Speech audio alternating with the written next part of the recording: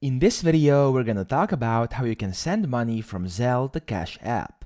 So the easiest way to do this is actually to link the same bank account to both Zelle and Cash App.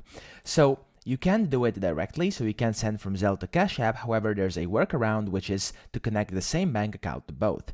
So the way you do this, first you want to go to Cash App, and then you want to open the app, tap the profile icon, and then scroll down and tap Linked Banks.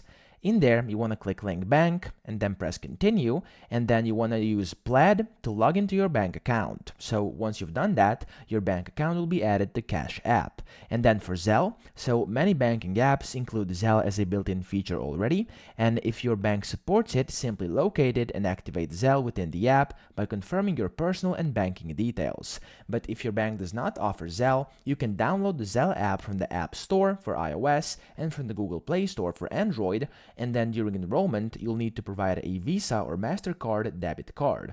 Now, after you've done this, so you have connected your bank to both Cash App and Zelle, you just have to send money. So you have to send the money from Cash App to your bank account, and then from your bank account to Zelle, or of course vice versa if you're trying to do vice versa.